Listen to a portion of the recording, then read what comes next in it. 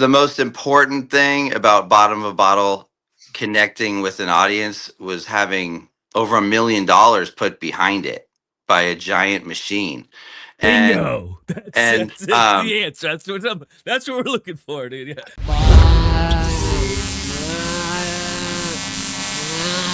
All right, before we begin, let's thank our great sponsors, and we've got some good sponsors. Now, remember, if you would like to be a part of the process, I would love to have a conversation with you. Sponsoring the BPX, the Bailey Podcast Exchange, just reach out to me via jasonbailey.com. Let's start. Inspect All Pest Services. Inspect All Pest Services, providing the highest quality termite, pest, and wildlife control. That's not all they do. Inspect All can take care of your insulation, your pressure washing, your gutter maintenance, and other home services. They're in the Metro Atlanta and the surrounding areas. InspectAllServices.com. Also, thanks to Inspect All Pest Services for sponsoring all of our guests on the BPX. The Mad Dog, Manny Aurora with the Aurora Law Firm, theauroralawfirm.com. Best damn defense attorney in the land. He litigates all over the United States, based out of Georgia. Criminal defense, white-collar crime, DUI, drug offenses, appeals, and more. theauroralawfirm.com. And if you have a legal question for the Mad Dog when he visits the BS, please go to jasonbailey.com and get that to me now. It's Ridgeline Counseling with Dr. David Markwell. If you need help, get help. He's got 10 therapists who work with him there at Ridgeline Counseling, 3 different locations in the state of Georgia, one across from Sprayberry High School in Sandy Plains, in East Cobb, Marietta right there near the square, and McKaysville outside of Blue Ridge. But if you're not in those areas and you still need help from the best in the business, that'd be Dr. David Markwell with Ridgeline Counseling. He does virtual sessions, which are extremely helpful, and you can set that appointment up at markwelltherapy.com. Alternate Power Solutions of Georgia, family owned and operated. They are a Generac generator dealer, offering sales, service, installation, and repair of automatic home standby and portable generators. And each and every one of you, 2 peers, when you become a customer, you get an upgraded warranty, free monitoring with a service contract, offering flexible financing, semi-annual and annual service contracts for existing installations and warranty repair. They have an A+ rating with the BBB, and you pay nothing until the job is complete, and you, the customer, are very, very happy. Call or request a free home assessment. You can go online, poweringgeorgia.com, or you can call 770-853-7571. Don't forget, use the discount code Bailey, and you get $500 off your entire installation. Servicing Georgia and Tennessee. MVP Walk-In Tub and Shower of Atlanta. Beautiful, affordable bathing solutions. MVP Walk-In Tub and Shower. They're a local family-owned and operated company committed to enhancing your bathroom experience in Metro Atlanta. They provide high-quality, safe, and affordable walk-in tubs and showers, focusing solely on installations that elevate your home's comfort and accessibility. They service all of Atlanta, Georgia. Like I said, family-owned and operated. No commission sales guys. There's no hassle when you deal with MVP Walk-In Tub and Shower of Atlanta. No high-pressure tactics. Go to their website and see the work that they're doing. Gen Xers, having them parents finally move in, and you're going to help them out, and you got to redo all that. Don't do it yourself. Go with the best in the business. These are the pros. MVPWalk-ins.com. Or you can call 404-493-6888. Mention the BPX, get $2,000 off. Again, mention the Bailey Podcast Exchange, BPX, or any of the shows, and you will receive $2,000 off from MVP Walk-In Tub and Shower of Atlanta. Alive Ozone Therapy Spa, Central Florida's first and only ozone therapy spa, administering ozone therapy or activated oxygen therapy non-invasively through what is called the Hocket sauna. Also offering red light therapy, halo therapy, pressotherapy, PEMF, as well as naturally in-house made ozone-infused products online, like that magnesium butter. AliveOzoneTherapySpa.com to book your appointment or to shop all of the products for Alive Ozone Therapy Spa, as well as the brand new Alive Ozone Therapy Spa app. If you are an Apple user, go into your app store and just search Alive Ozone Therapy Spa. If you're an Android user, search Alive Ozone Therapy Spa, order and book online. Again, if you are a business and you want the BPX, the Bailey Podcast Exchange, to help your brand, there's so much more than just advertising when it comes to this world. I'd like to have that conversation with you. Reach out to me, please, via jasonbailey.com, and let's chat. With that being said, let's begin. I think we should do a podcast about rock and roll. And that's what stories.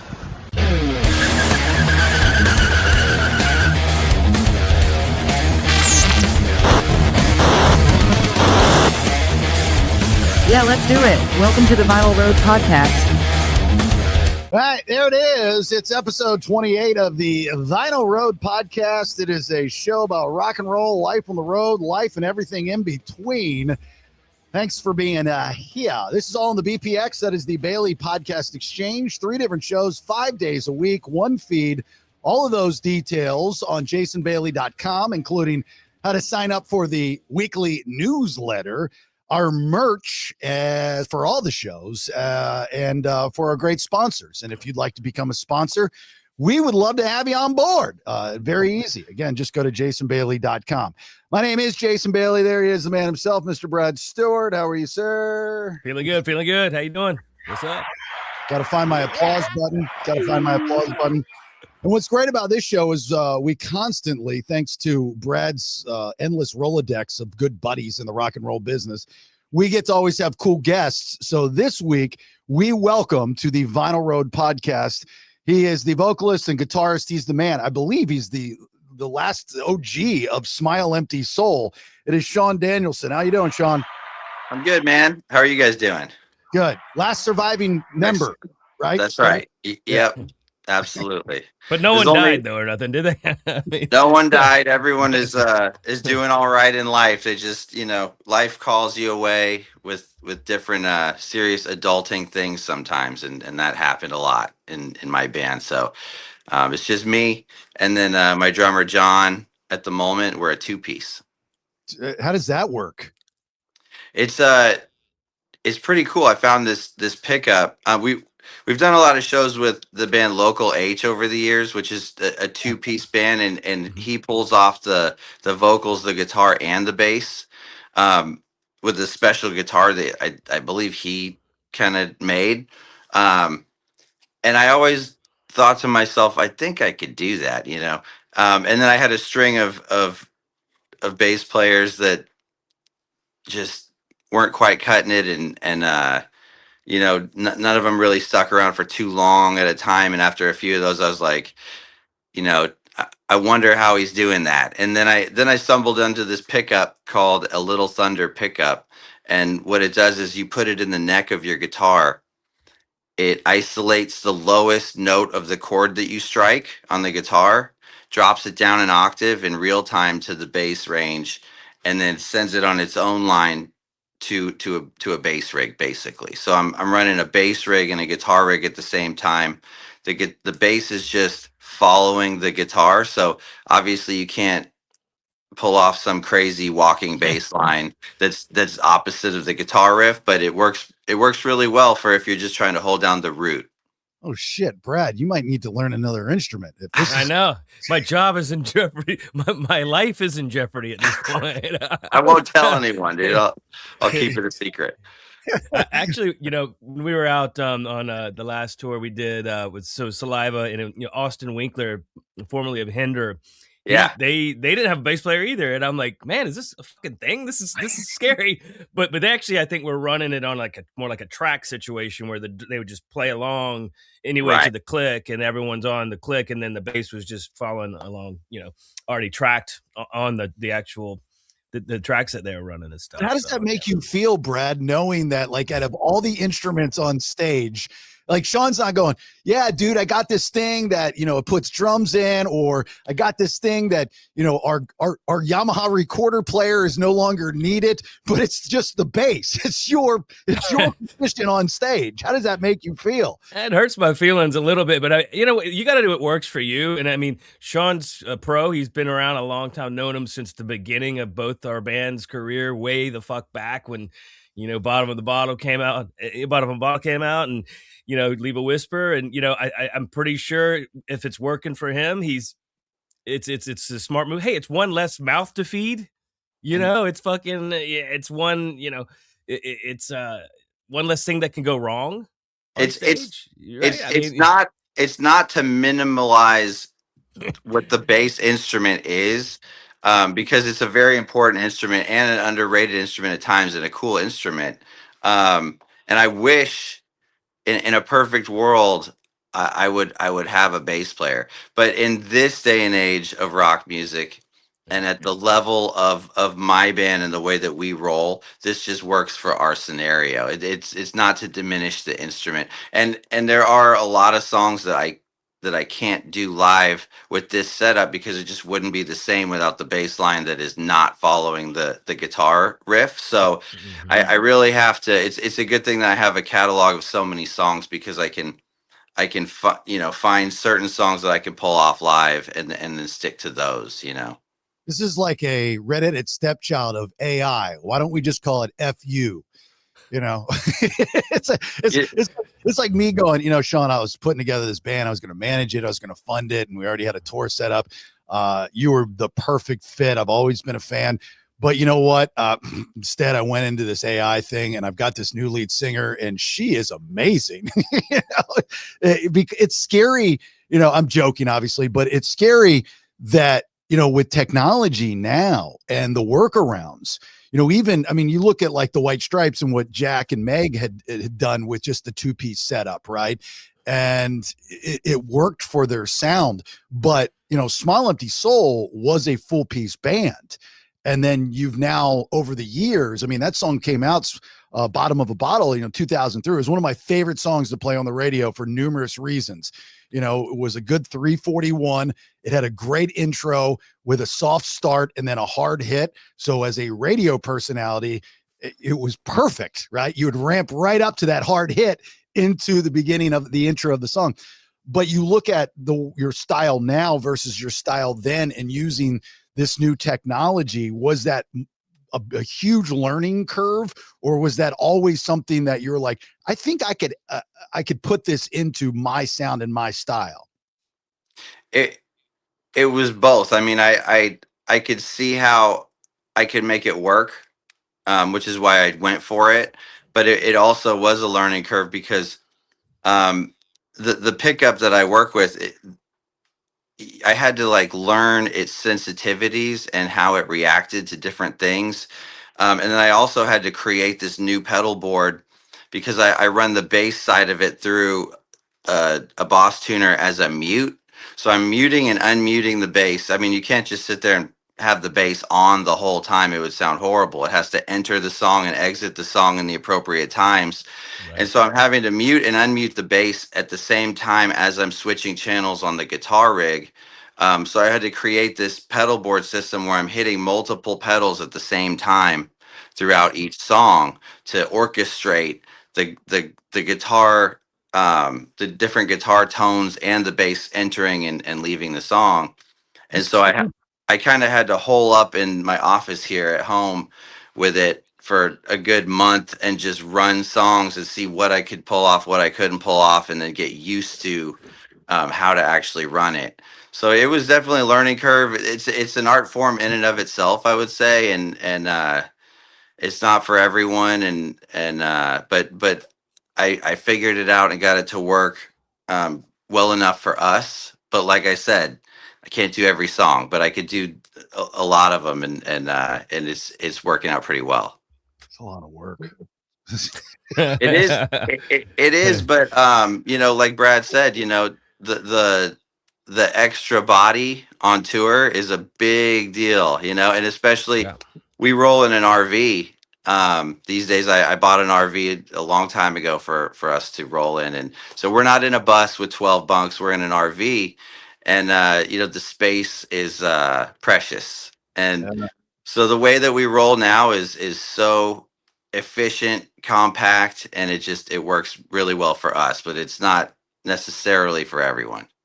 Now, so you guys, are you bringing crew along too, or is it just you and John? And so is there like a front of house guy or a tech involved at all? Or We have a one tour manager / crew guy named Fonzo that rolls with us. He kind of does a little bit of everything, and so it's just John and I and Fonzo, and it works very well. It's smooth, easy. We all get along really well. It's a great cast personality wise, and I'm very happy with it.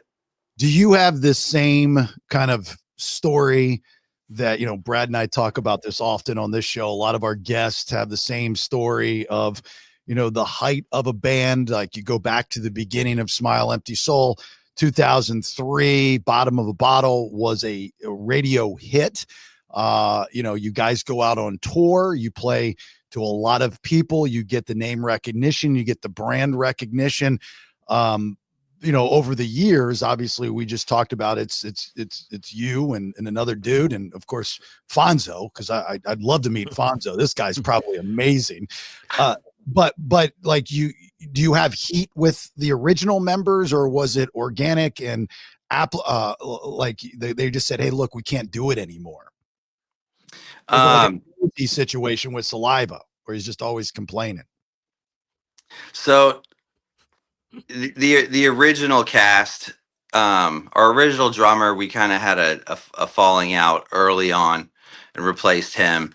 But then was that Derek, the one that would run sprints? Yeah, that was, he was just very different than all of us. And he was. Remember, where were we? I think it was Livestock down there in Zephyr Hills, or maybe it was Earth Day, birthday. And Bucket had, so Jason would have been around, of course, during these times. Yeah, but right. Me and you were standing there watching him, and he's running sprints.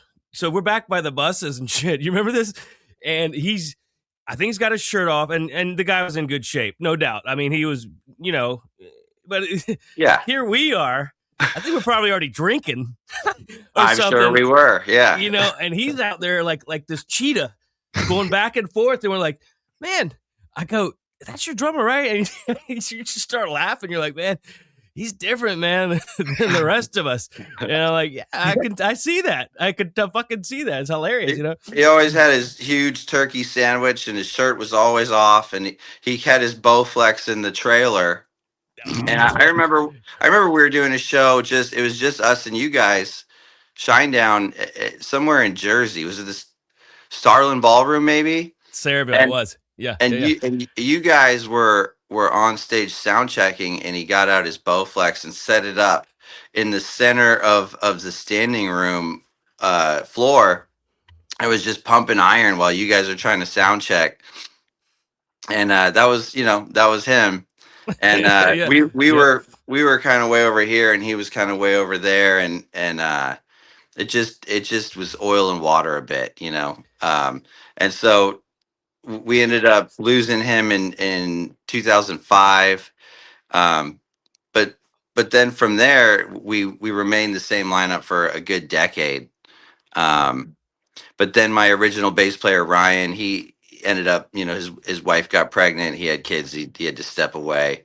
The drummer that replaced Derek, he ended up having to step away for family reasons. And, it's just, life happens. And we aren't at the level that I can pay people enough to keep them in, for a lifelong career, So it doesn't sound like there was major heat with any of the guys. It just, life got in the way. I mean, I'm sure that if there were a follow-up to Bottom of a Bottle and a follow-up and a follow-up and a follow-up, and the checks were rolling in, that story would have been written extremely differently. Absolutely. If we had number one after number one, like Shinedown ended up doing, then I'm sure that it would be probably the original lineup, other than that original drummer. We'd probably still be rolling. But the money can be hard, and especially when you have real life knocking at the door, it's just pulled people away. But I'm still in touch with those guys, and we're all good. And it's really, there aren't any crazy hate stories going on here. So yeah. Truth be told, I think the songs were there, man, always. So I think that's on the label to not put those songs out there and push them like they did Bottom of a Bottle. I mean, Silhouettes, there was anthems on. I mean, your first record, dude, it was an EP. I remember, because we, back in the day in Shinedown, we're like, man, he's got a video. He's on MTV. Like, they didn't give us they didn't, for Fly From the Inside, our first single, they put together like a B-roll type footage situation that was our video. We didn't do like a video, so yeah. And this is before I knew you. I think we've had this conversation before, which it's kind of funny, because we weren't hating on you, but we were kind of pissed. We're saying to our management, hey man, he's a label mate. I mean, you were on, I guess it was Lava. We were Atlantic, but it was the same building, same, Yeah. resources we're kind of all not fighting for, but, going for. Yeah. And we were complaining. We're like, why does he get all this and we don't? You know what I mean? And then I met you. I would say I met you in Kansas City, and you were the coolest. And we became friends. And I couldn't go against you. I couldn't hate anymore. I was like, man, he's cool, dude. Let's party. Like he's awesome, dude. So, yeah. Brad, whose responsibility is that? If they were with they were with Lava, you're with Atlantic, but you're with Indigoot, that's management with Bill. Yeah. Is that not Indigoot's responsibility to put together the video for the band? It's the label. Necessarily, yeah. It's the label, and some of that stuff's actually built into the contract, where it's like they commit to budgets with and singles and however much for radio, or they don't commit. They leave it to where it's always up to them. And in the moment. In the moment, we did a video for 45, which 45 at the time warranted a video because we were starting to sell and see traction happen from the airplay. We're seeing it now at retail. So now instead of selling like a few hundred or thousand copies a week, we're like, man, we sold like 8,000 copies. That's pretty good. A long way to fucking a million, but it's pretty good, And so the label's like, well, okay, well, here's $10,000, and back then, like, I don't know, man. 10,000. It didn't get you much. It didn't get you very far. 10,000 was like the lowest end for a music video back then, and now 10,000 is as large of a budget as you're gonna get. Pretty much, I will tell you, Brad. Still to this day, 30 plus years in the business, as my memory starts to fade, I will say that one of my all-time favorite memories with any artist in a studio was, and that's when you and I connected, was when 45 just came out and I forgot the name of the song. And I said like 40 to 22 Magnum or something. Yeah. And you were like, and I said 22, 23, whatever it takes. And staring down the barrel of a 22 doesn't have the same impact, You got the reference of Mr. Mom and you spit it back out to me. And it was just so organically funny. Yeah. 220, 221, whatever it takes. Whatever it takes. How about a little shave on that mustache, Ron? Remember? Have you seen the movie, Sean? It's Mr. Mom with Michael Keaton, old school 80s movie. Terry Garr, Martin Mull's in it. Anyway, so he referenced that movie he fucked up the name of the song, and I immediately came back with that reference, and at that we're bros after that, man. Instant friends. When you look back, Sean, at the success of Bottom of a Bottle, right? And you go, okay, what did I do 22 years ago or whenever you wrote that song? I mean, that was when the release of the song was in 2003. What did I do that connected with an audience, and how can I do it again? Or maybe why haven't I do it again? And that goes for any band, but you in particular. I mean, that song I remember just connected. It was in the moment. It was during the right time, the trend of the last rock revolution in the early 2000s. But do you look back now or question every day, what did I do with Bottom of a Bottle in 2003? And how do I do it again to connect with an audience?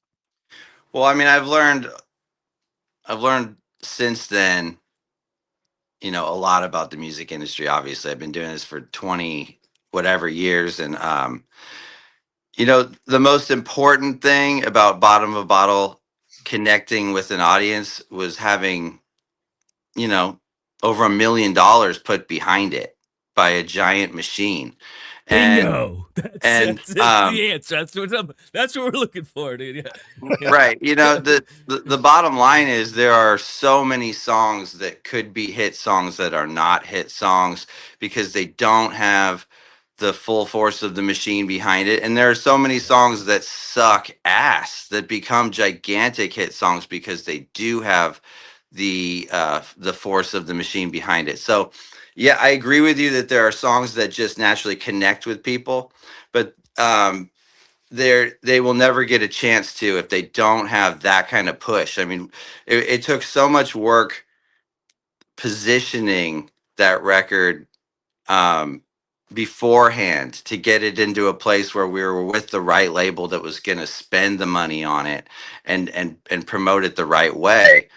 And all of that was really important in getting it to where it ended up going. You know, then of course the song did connect with people, and I think it connected because people like to party, you know, and it also had a certain energy, and like you said, the timing, all of that worked out.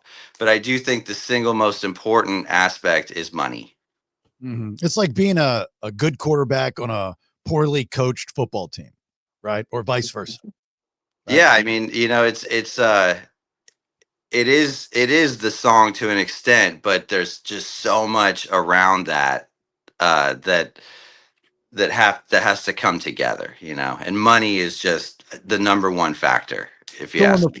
on the flip side of that, you know, I mean, I'm not asking this to take digs at any bands or songs, but would you both say that there's plenty of bad songs that have done very well because they had the opposite, or they had what you're talking about, Sean? They had the money and the push of the label.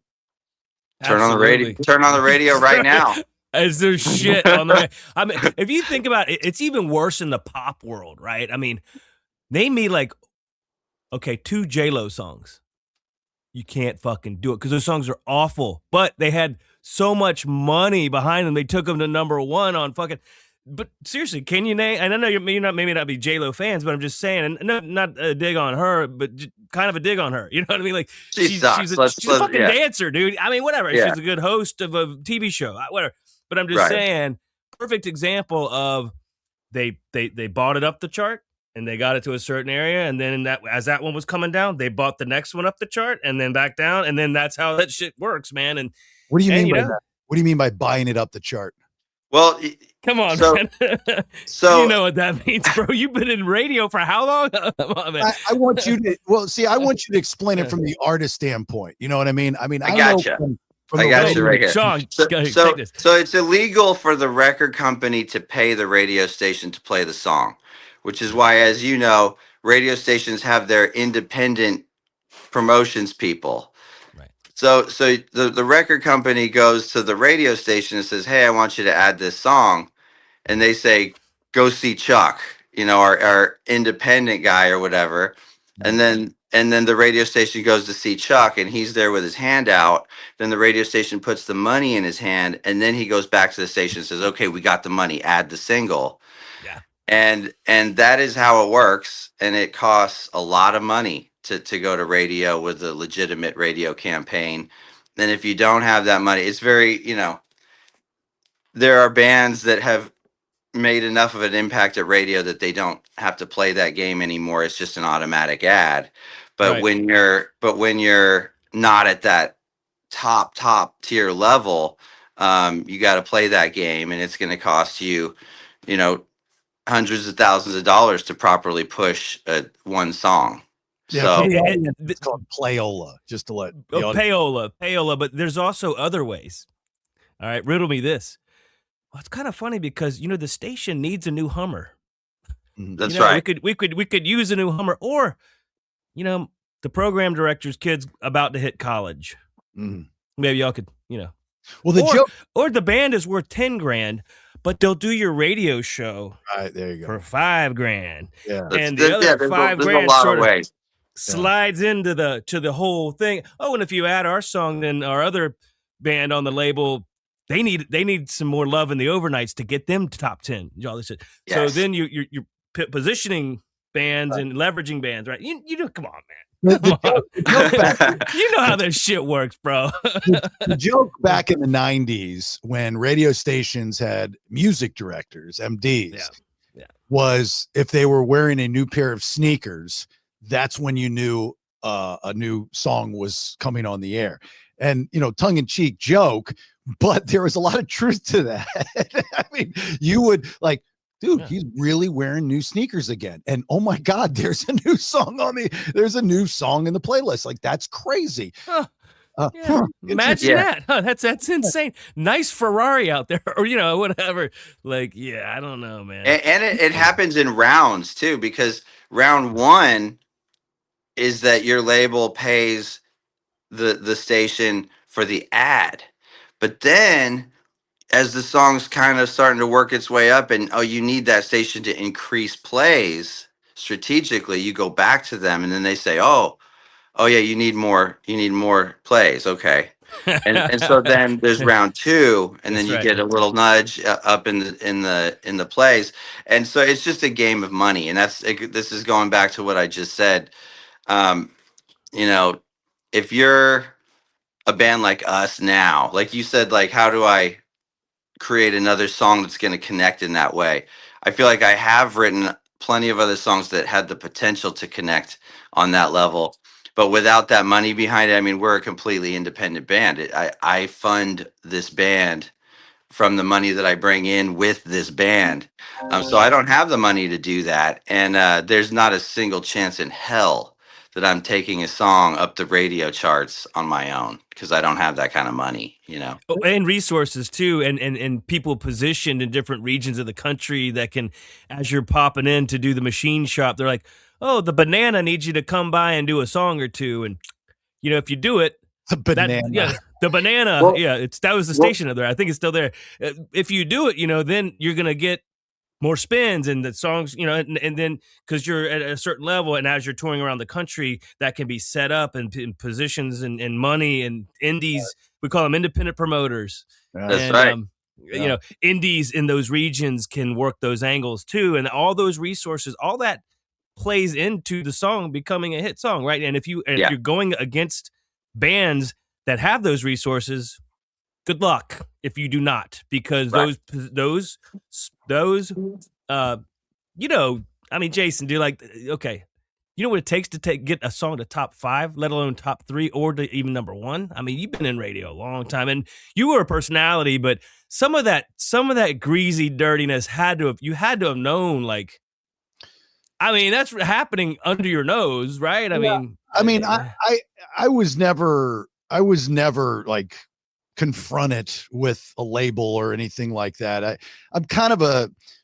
I've always been kind of a straight arrow Gennaro type of guy. Like but I've been around plenty of shady characters, right?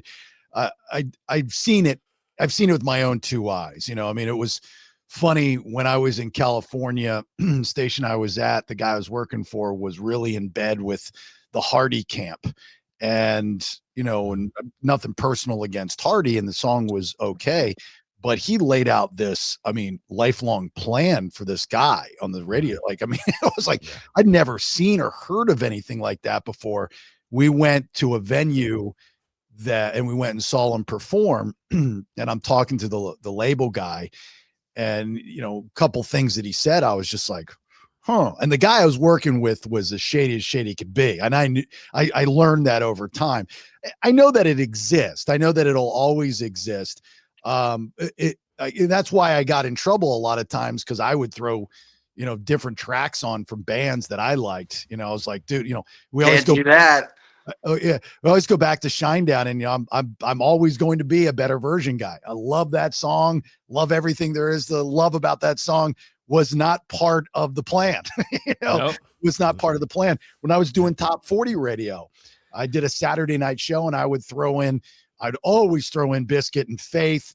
I would throw in rock songs at the time. This was like the late 90s, early 2000s. And they hated it. They absolutely hated it. And I'm like, dude, it's a badass song, man. Not understanding at that time in my career that it wasn't about super serving the audience with kick-ass songs. It was about play what you're supposed to play, because this is what funds our station. This is the corporate world, son. Yeah.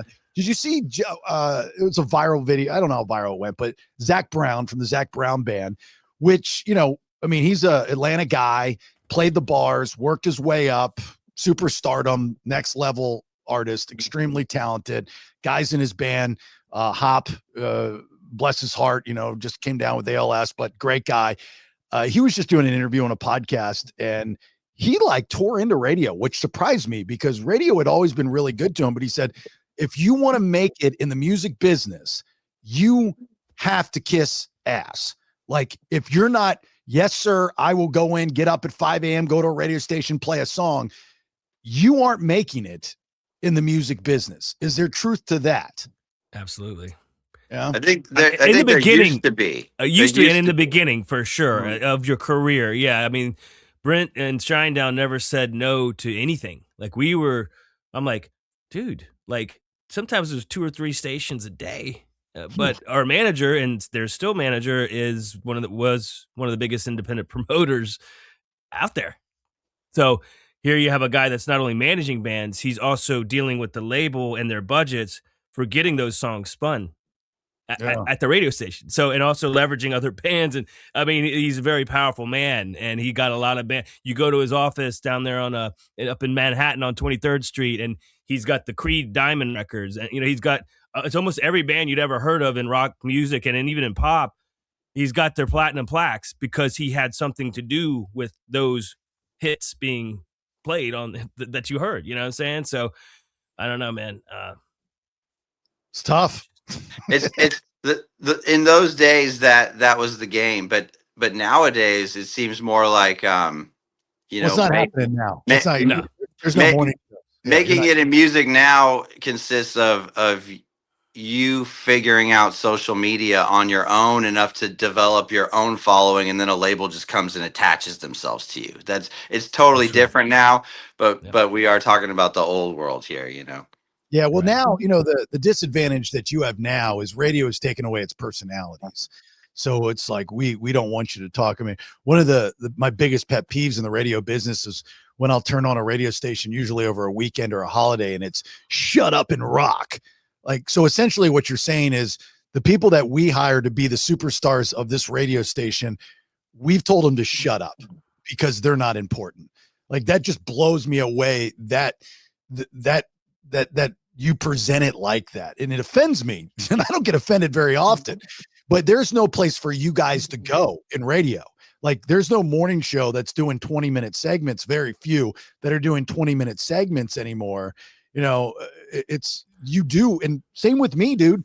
Like I'm not in the radio business full time. I have to do the same social media game and go fishing in a pond that's infinite size and just try to get, tug on a bobber. It's a tough run, man. It's tough, but I like you guys have obviously a bigger following than I do. Both, Brad, Saliva, Shinedown, Fuel, you, Smile, Empty Soul. Don't you think you can cater to that audience? That audience still exists, Sean, on social media, where you can say, this was 22 years ago. This is today. Pretty damn good. We're still here, and they'd support it. Yeah, I mean that's what it's all about these days is working the social media tools to the best of your abilities, and if you could do that, then you can find some success still, but it's really your only tool. Yeah. Well, you and John are hilarious, by the way. Y'all, I don't know if you've seen this, Jason, Thanks. but they do their own bits and stuff. Right. And nobody's telling them to do this, right? Y'all just do this shit. Like there's no one saying, hey, the show needs you to do your drops and stuff, and y'all need to do a little something to promote the show. I'm pretty sure it seems like at least, the way I see it, it looks like you guys are doing it because you have fun. They have fun with it. They do bits and they run around and do crazy shit. It's cool to it's entertaining. You got to come up with new shit and content and ways to do it that don't seem mundane and terrible or like you're hating it. Like that's the thing is that you Brad, it's good to make a video. Look, you can make a simple post of a show, or you can make a video where you sit there and say, hey, we're playing at blah blah blah and blah blah blah, come out and see us. But those are both so done so often, it just kind of washes over people.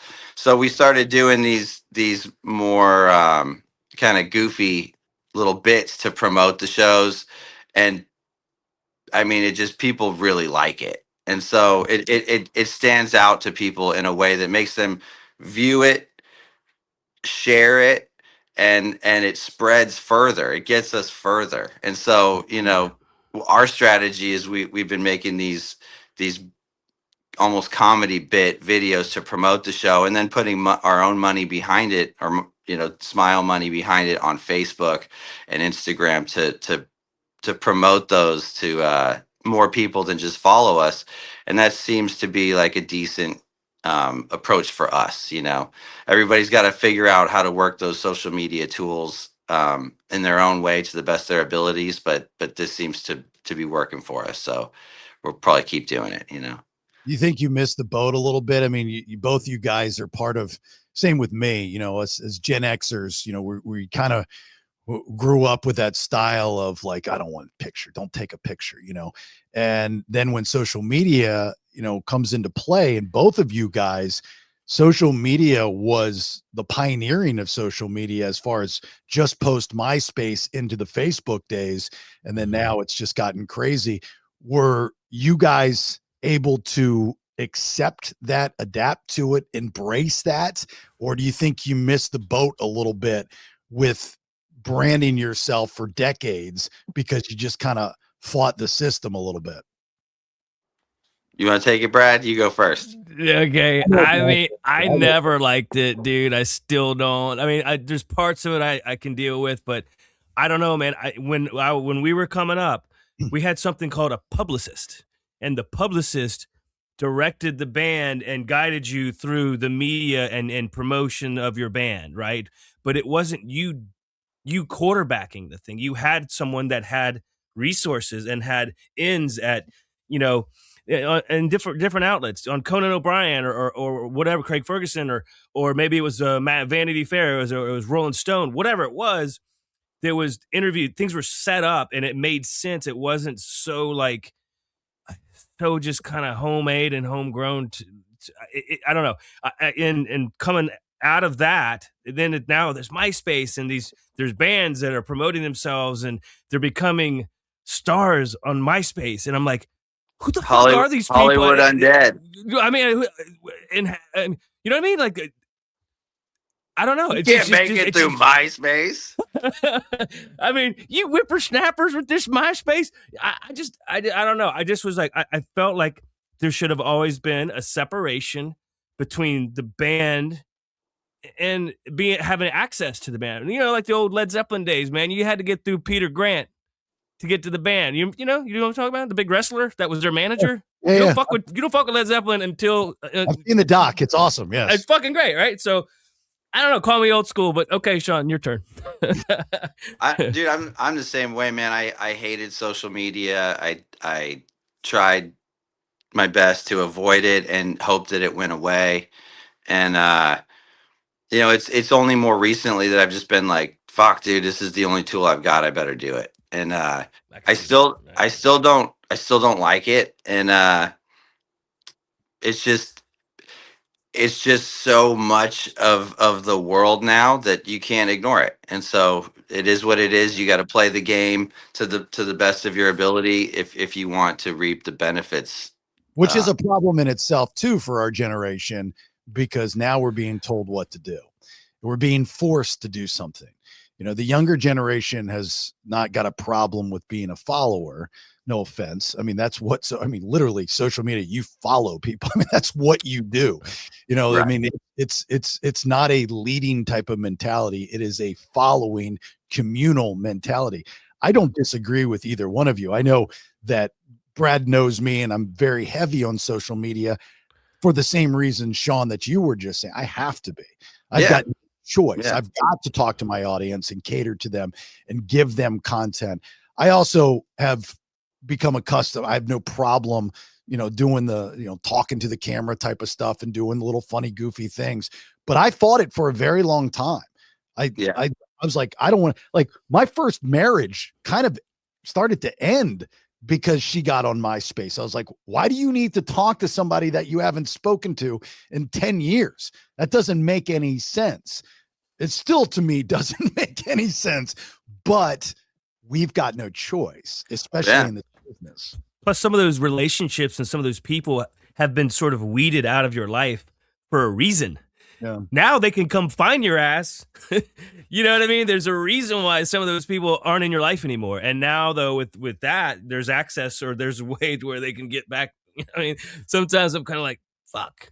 Mhm. You know, like it's yeah, I don't know, man.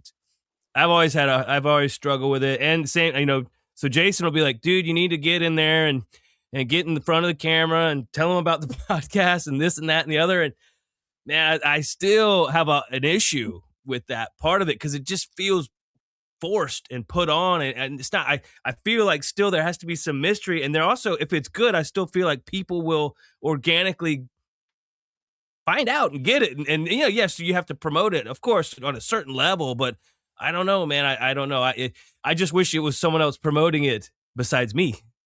You know Dude, what I mean? I don't know. I agree with everything you're saying, man. I miss the mystery. I miss the old days. We're both from the same era. We're old school.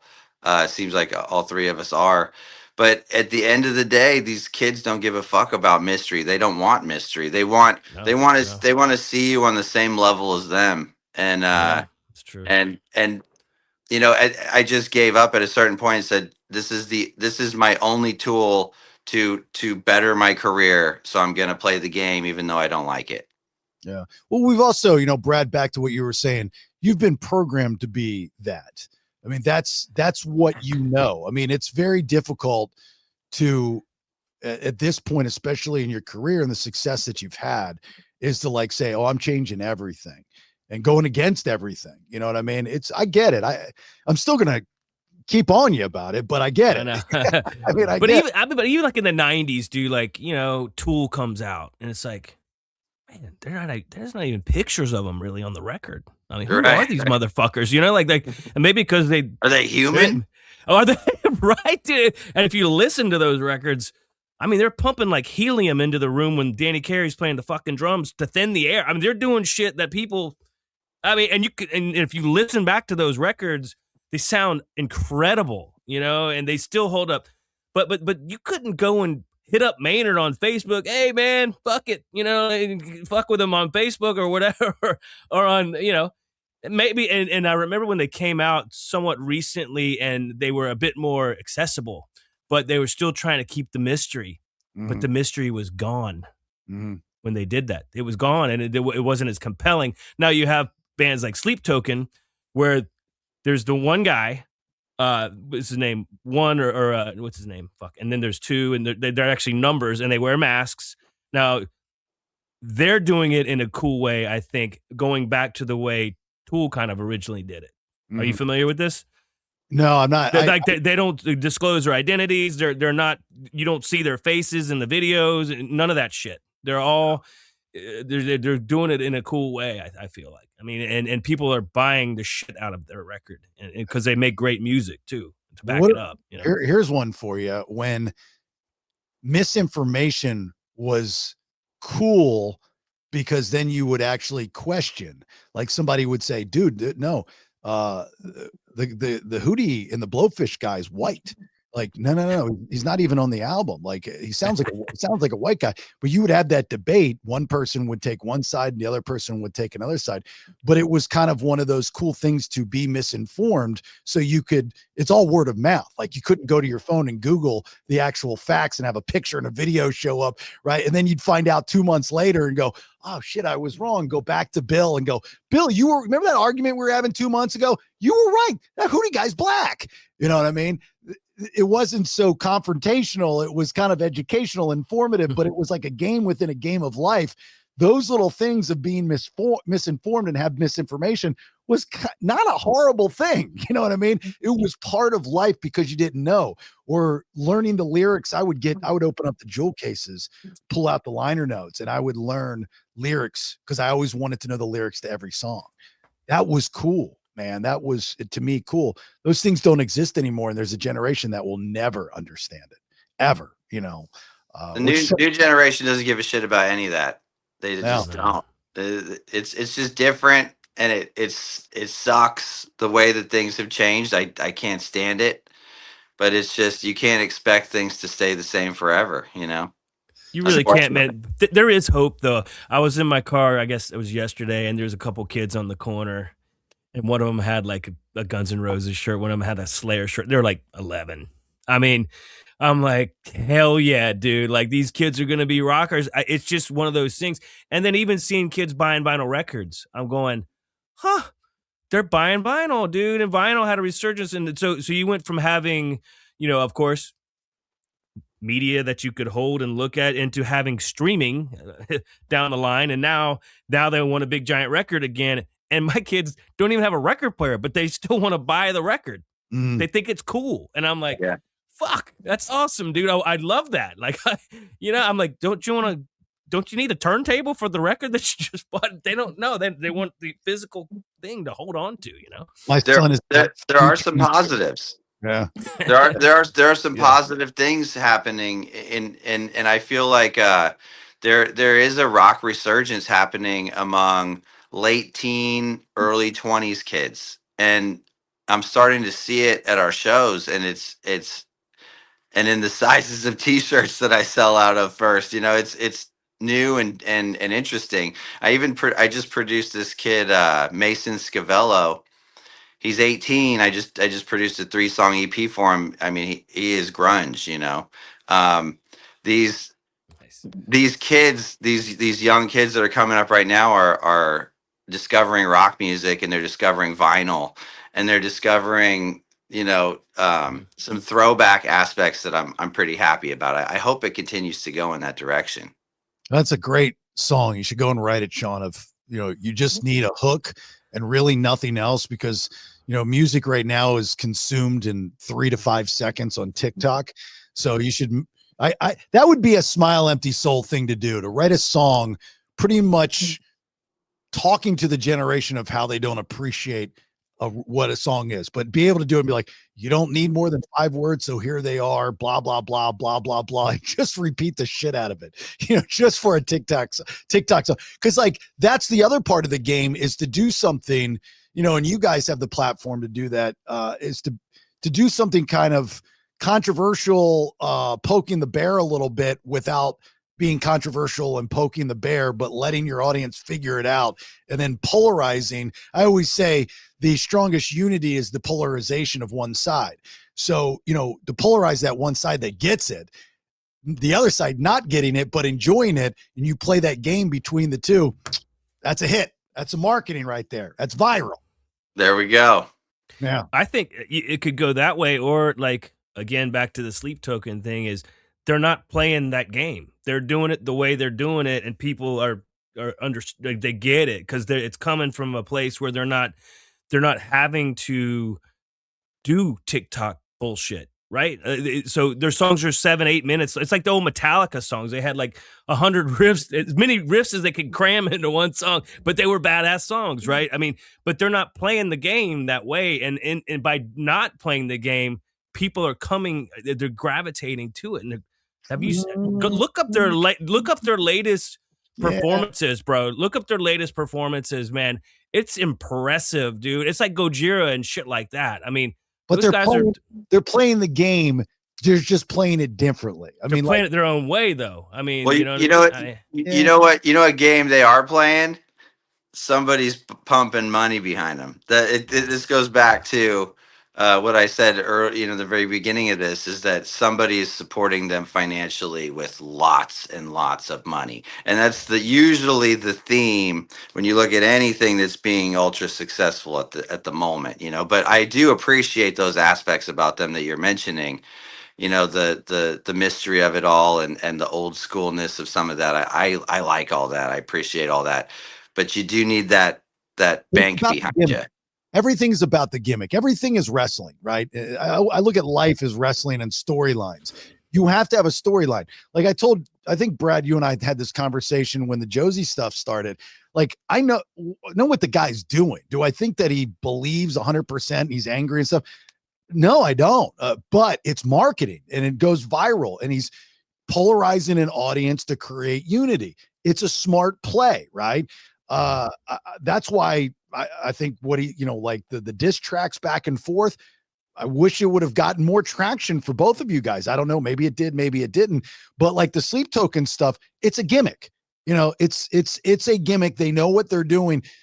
Do I think they were born that way and this is the path of their life? No. Somebody came to them and said, hey, look, this is going to work. We're going to put a lot of money into it. We're going to market it and we're going to roll with it. And we're going to do things differently in our way, but it's still a gimmick. Look what the All-American Rejects are doing.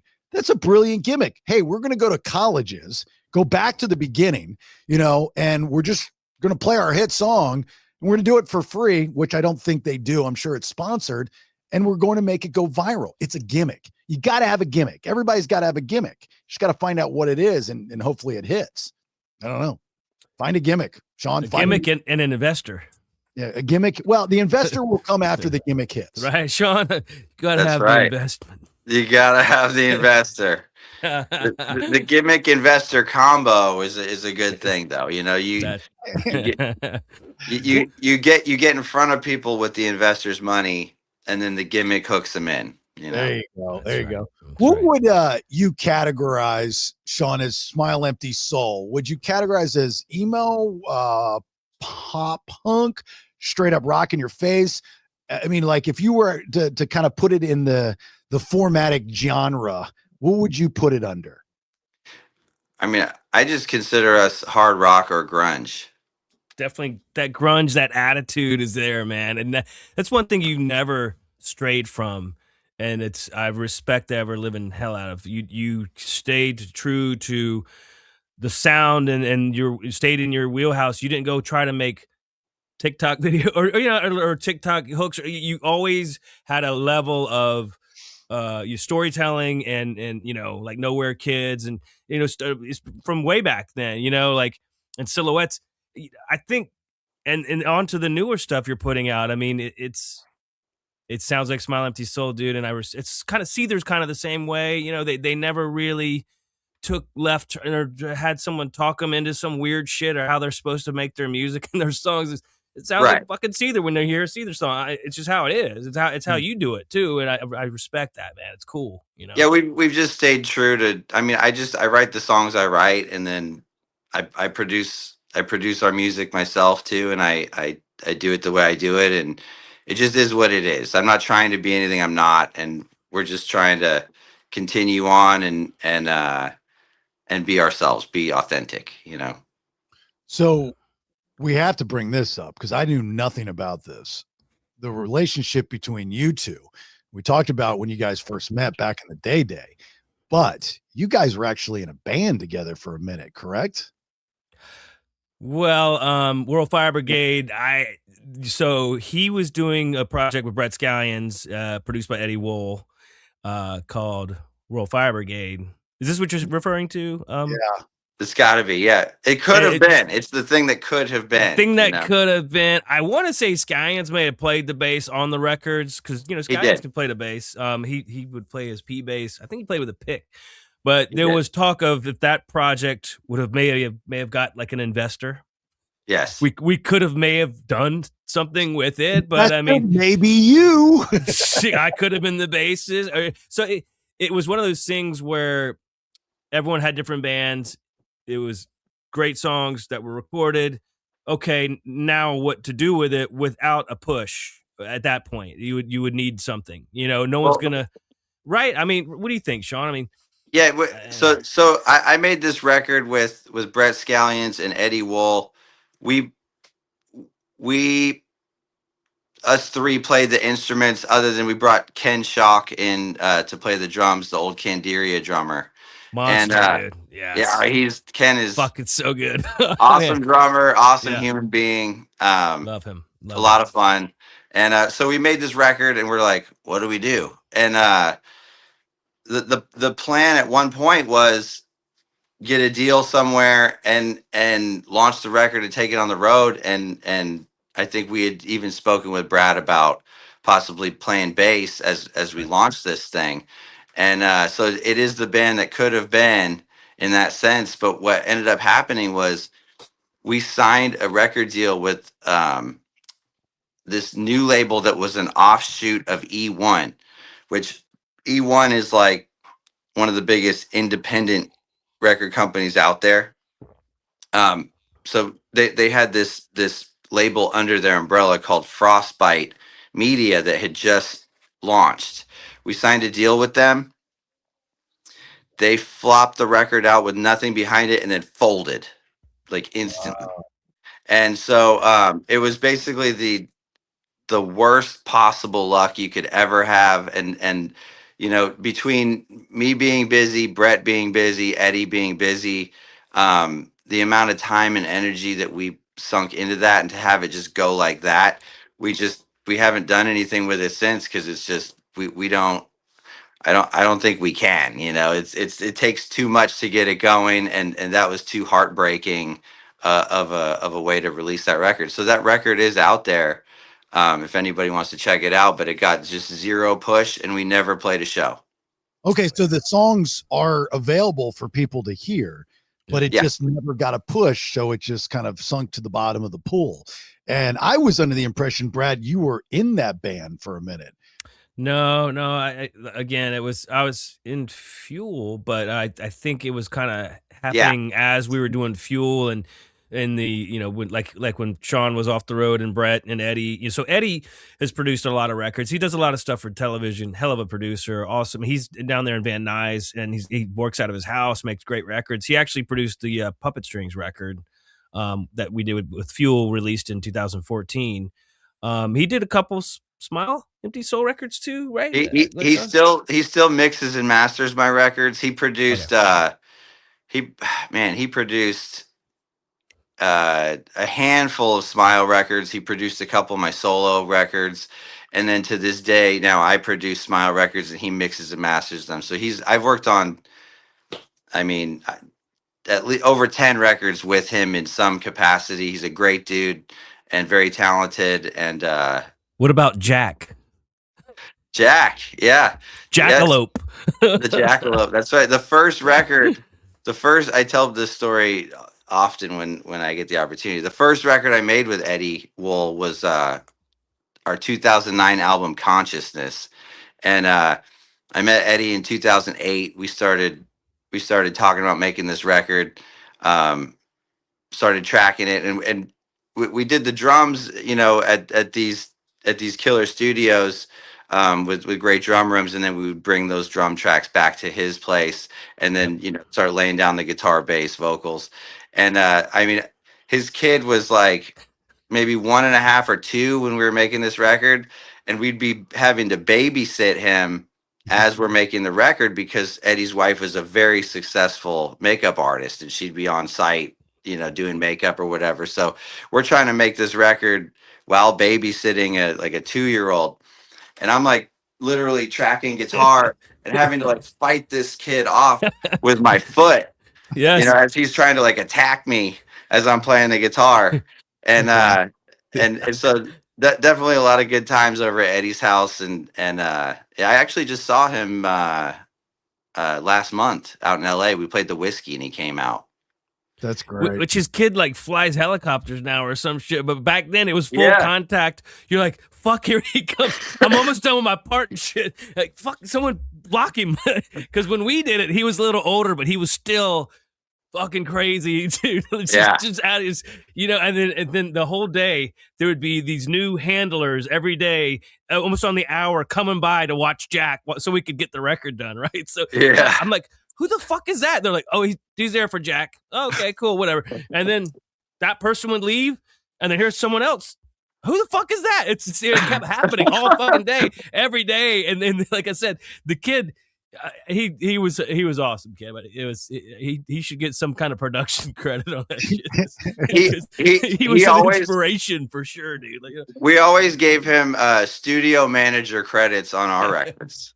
That's funny. Yeah, literally. Dude. Cool. That's funny. Fucking hilarious, man. All right. Let's wrap this up. Last question for you, Sean. Future plans. I mean, I know you guys gig here, but is there, going into the new year, a big plan for Smile Empty Soul? So we just released a couple new songs at the end of 2025 here. We're doing the singles thing these days. We just drop singles one at a time until we've released enough of them to bundle them up and press vinyl and CDs and ship them out and all that kind of stuff. It makes the most sense for us. So we'll probably have a couple of singles dropping throughout the year, maybe 4 if I had to estimate. February we're doing a tour of the southern U.S. Then April we're doing a tour of the southeastern U.S. and we're doing the Creed cruise, the Summer of '99 cruise. And then That's awesome. we'll have a couple other tours throughout the rest of the year. We always do it about 4 tours a year, Wow. release new music, and that's kind of the standard. So we'll just continue chugging, you know. Who was on tour with you?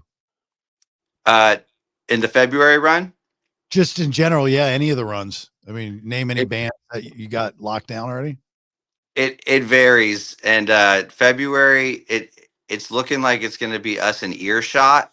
Um, but I'm not 100% sure yet. And then in April, I think we're doing headlining stuff around heading down to Miami, and then we're doing the Creed cruise, which is obviously like Creed and Daughtry, Collective Soul, and Seven Dust, and a ton of bands. And then once that ends, then we'll probably continue to headline. But we pair up a lot with bands on a similar low level to our current state a lot. You know, we do like co-headliners and whatnot, but we don't get asked by a lot of bigger bands to go on tour with them. So we usually either headline or co-headline with a band around the same size as us. God, man, that business, y'all's business. We don't get asked either. Dude, you know, it's funny.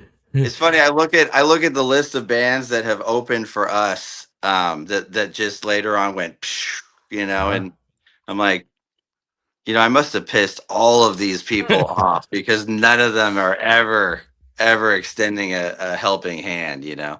But it's tough when you're on that high level. You know, your management has a lot of control. Your booking agents have a lot of control. Your label has a lot of control, and all those people are leveraging. Like you were saying earlier, there are other bands that they want on that slot, and you know, it's not always in these bands' power to just be like, oh, I want to bring out this band or that band. They're bringing out the bands that their management is making them bring out, you know. Right, because they owe someone a favor, another manager a favor, or hey, remember that time I put Smile Empty Soul with Creed on the Creed cruise. Yeah. You know, Yeah. there's a lot of that going on there, or whatever. Absolutely. Insert band name there. You know, Yeah. Absolutely. Isn't that code though? Like if you helped a band that later down the road, you know, the roles are reversed and they're like, sure, come out on tour. Like, No, it's not that simple, man. Unfortunately, dude. I mean, not code. It Hmm. should be code, but it's not. Yeah. What bands Eh. like were you kind of talking about that had just skyrocketed that opened for Smile Empty Soul back in the day that you see now that are doing really well?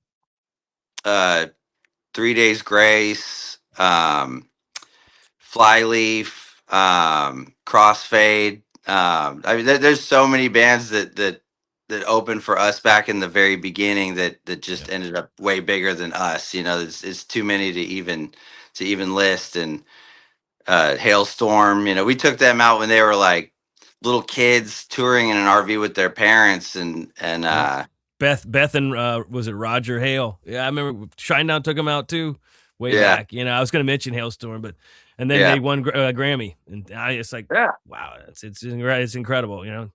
Oh yeah, yeah. It's amazing, you know. But like I said, it's I don't think it's really within their. I mean, first of all, why would they be like, hey, let's fucking take them out? We don't have anything to offer them, you know. And then on top of it, it's not the band is not sitting down with each tour and being like, who do we want to take out on tour? It's their management, it's their label, it's their booking agency. You know, their booking agencies friends with the guy at the other booking agency, and they owe them a favor, and they, you know, it's that kind of stuff. Or people will buy onto it too. Well, they'll Yes. pay an extra 1,000 or 2,000 a show to be on the tour. It's in their budget because they don't have a radio budget, so they have a buy on type situation where. So now you're like, $2,000 a show or whatever the amount is agreed upon. Now you go, okay, that's gas in the vehicle, and I can pay this. It covers our bus and our truck right there. Thank you. Right, exactly. So I mean, so you go, I really love the Smiling Soul guys, but this band's gonna give us $2,000 a show. Fuck it, love you, man. Good luck out there. Yeah, I'm gonna take this $150,000. Yeah. I mean, fuck. Lizzie Hale's brother, who's also in Hailstorm, obviously, he's got another band that he's in with Taylor from Lit, and it's called Chemical Fire, and it's actually pretty good. I mean, it's not huge, right? But I mean, it's got a pretty cool sound to them. It's kind of a little bit of that throwback real rock kind of sound to it. It's pretty good. But when you get to that level and you can do side projects for other creative, that must be nice, to be able to like kind of venture off and do something like, I always had this sound, always wanted to do this thing. My sister won't do it, so I'm going to go and do it, so pretty cool. Aren't they both drummers though? Taylor, I think, sings. If memory serves. Taylor sings. Gotcha. And is he the drummer in Lit that sings in this band? Is that what you're saying? Okay. Taylor, I was like, how's that work? Taylor Carroll, I think, right, is his name. I believe he sings. He's actually really good. He's a very talented dude, very nice guy. I'm a fan. Anyway, well, look, dude, you're gonna probably Southeast, Jacksonville, Orlando. You'll be down in our parts. We'll be doing the whole of Florida in April. So if either one of you guys want to kick it at all, let me know. All right, I'm gonna. I think I know somebody that can get me in, so I'm gonna shoot him a text or something. But I'll definitely be there. I'm a fan, dude. Like I said, this is why I love doing the show with Brad, is because, I'm a fan of rock and roll, and this setting, I get to hear the cool stories that you guys tell. From a radio is kind of always the evil empire bad guy for the most part, of like, you always want something, or you're trying to get the dig or the dirt. I don't give a shit about any of that stuff. I just love rock and roll stories, and I like to hear how music is made. I like to know meanings behind bands and songs and why they do the things they do, and more of the cerebral stuff. So it's cool that you came on and you shared a lot of it, man. And it was, again, from a fan's perspective, I really enjoyed this conversation. So thanks for your time, dude. It was really cool. Yes. Thanks for having me, guys. I appreciate it. And anytime. Yeah. All right. Brad, before we get out, buddy, you got anything to the Vinyl Roadies that you would like to say? Just grateful. Thank you. I say this every show, but man, we're growing. We're our numbers are, we're climbing up. It definitely helps when you like and share. The algorithms, back to the whole social media thing. Yeah, they don't like it. They don't like it when you try to promote shit without giving them the money to promote shit, right? So even Scott Bartlett was like, man, it's odd because I try to promote the last episode, Vinyl Road on the socials, and it gets like 3 likes. When I post my other shit, it gets 500. What is, can y'all, and I go, and we've had this conversation, but anyway, back to the moral of the story is, Vinyl Roadies and anyone listening, it definitely helps whenever you spread the word about our show and our podcast, and we're having fun doing it. And thanks for supporting rock and roll and the musicians that make it, man. Yeah, and like when we have guests like Sean on, it's like it's cool to tag Smile Empty Soul and Sean and the Vinyl Road podcast on Instagram. I mean, like, spread the love. Do it for the love of music. I mean, that's all we're doing, is we're trying to continue to promote and grow rock and roll. I mean, there's no hidden agenda with us. I promise you that. It's just literally our love of the business. So you're listening to this, you have a love for the business. I mean, our private Facebook group has gotten pretty big, like, dude, that's a good army of people right there to spread the word again and promote the guys that we have on this show and girls that we have on this show. So get all the information for not only the Vinyl Road, but all the shows on the BPX, jasonbailey.com. I want you to have a great, safe rest of your day. If you're going to be doing some drinking, I understand, I get it. But if you've had too much, don't get behind the wheel of a car. I've lost way too many friends like that. And sure the shit, don't go on social media and post stuff, or you will lose a lot of friends like that. We'll talk to you soon. Bye. I think we should do a podcast about rock and roll. I got some stories. That's it for this episode. Check out jasonbailey.com for more shows. Until next time. Oh yeah, thanks guys. 3 different shows, 5 days a week, 1 feed, details, and to subscribe, jasonbailey.com.